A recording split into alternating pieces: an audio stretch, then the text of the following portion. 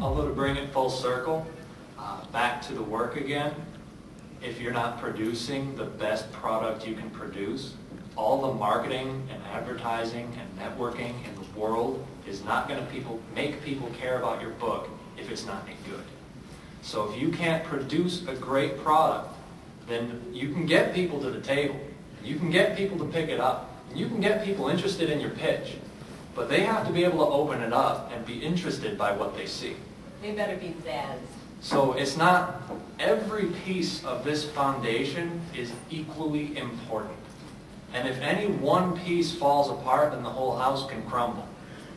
You know, there's no one thing that's going to do it all for you. And there's no one thing that you can sort of do without. You have to do all of it. And that's why independent comics are so difficult to get into and difficult to stay into, and why you'll see so many people come and go over the years. No matter how good the concept, no matter how excited they might seem, the more conventions you do, you see them come and you see them go. And they do a few issues, and they have a neat idea, and you love what they're doing, and then one day you're like, oh, whatever happened to them, where'd they go? It's hard. It is not easy, and not a lot of people can do it. And thankfully that digital revolution is coming. That is making it a lot easier. The things that we do now, we couldn't have done even 4 or 5 years ago. So in another 4 or 5 years, God only knows what it's going to look like out there. But you have to, every piece of that foundation has to be strong. And just to kind of play on that, a good measuring stick for when you do start to create those comics of yours, and you know, because as a creator, you're not sure if it's good or not, just like Laura said. You know, we're all a little insecure about our stuff. So make sure you do at least 2 issues. Because if someone buys the first issue and that same person comes back and buys the second issue, you might have something going there. Yeah. Well, that's a really good segue. What do you guys think, and I'll just open this up to anybody who wants to chime in, what do you guys think about the current state of the indie small press? I mean, I gave my little speech at the beginning about what I think, but what are your opinions as someone who's doing this, creating it? Are we in good shape? Are we in bad shape? How's the world? What comics?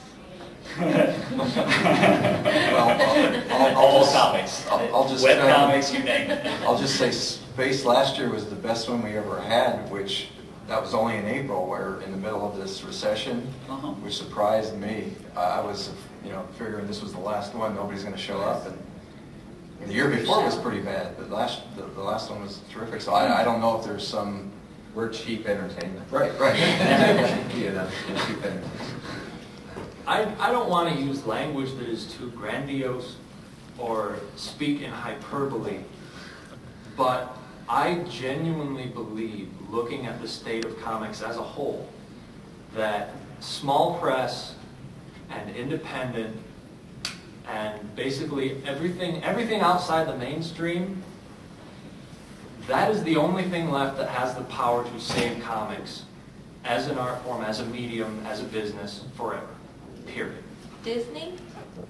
Disney schmizney. Because they can just make movies and be cool with that. They don't need the comics.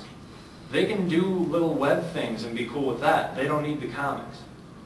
They need the characters, and they need the intellectual property, and they need the merchandising, and they need, the trademarks. They don't need the comics. If you've thought that Superman and Batman have been anything other than licenses to make underoos for the last I don't know how many years, then I don't know where you've actually had your head in the That's why I have the problem with that term, small press, because Superman sells 100,000, a million maybe. Yeah. Which is most local newspapers sell more than Superman. Yeah. Right. So and everybody talks about the death of the newspaper, and newspapers are doing much better than comics. Which is a great segue for me to say web comics. Yes. No, really, I really believe that the future of comics is moving that way. I'm not going to re-steer the direction of the whole panel, but I think that there's a merging that's happening.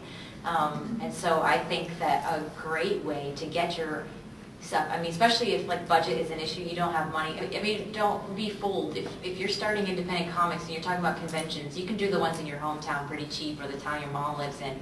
But if you're going to buy a table out of city, out of state, then you have to pay for gas, hotel, food, printing. the friend that you drug along, his pass and his food all weekend, they're not going to want to share gas with you.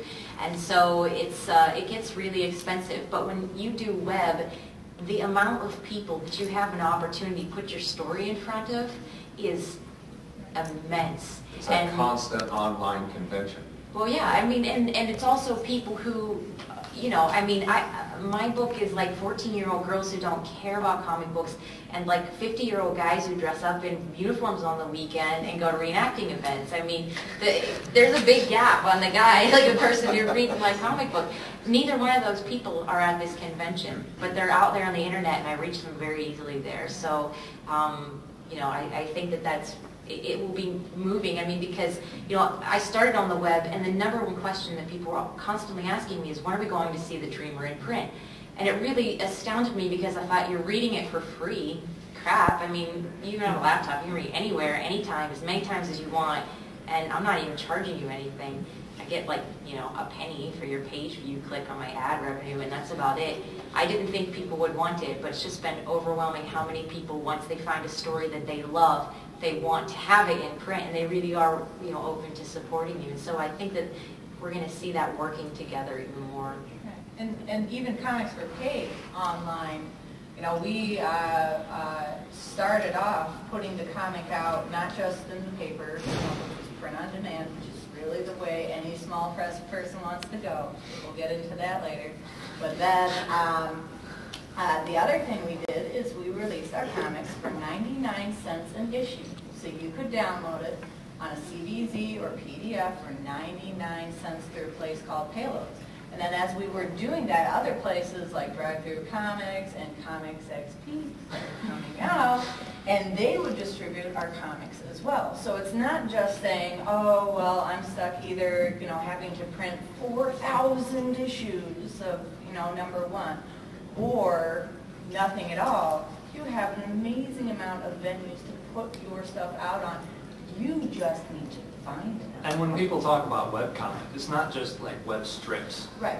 You know, it's not as small as that anymore. It's a very broad. Right.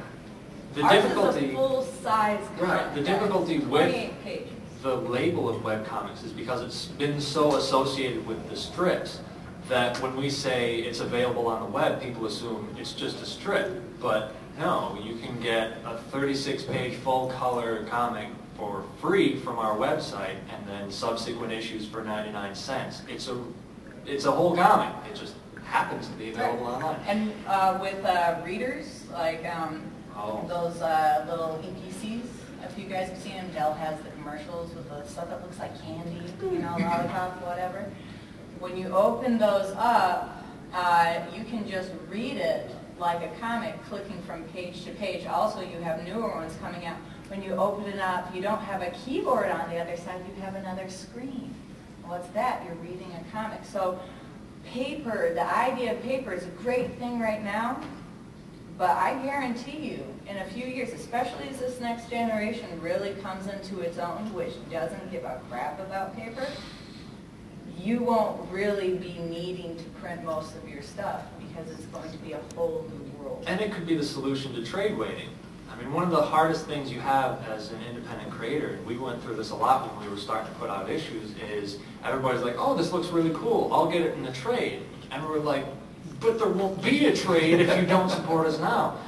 People just want the trade, and they won't, a lot of people just won't get the issues. But if you provide them a digital way to cheaply keep up with the book as it goes along, they will download the issues at 99. I mean, thanks to iTunes, 99 cents might as well be free anymore. People don't even think about that. They just click and go.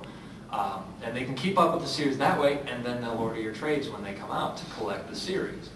So everything can work hand in hand, you know, and it all should work hand in hand. The more symbiotic you can build your web presence to be, the stronger it's going to be, and the more odds you are to hit a lot of different kinds of people. And the bigger your web presence is, the better you're going to do at cons, because people will have seen you and they're looking for you. I think there's no question that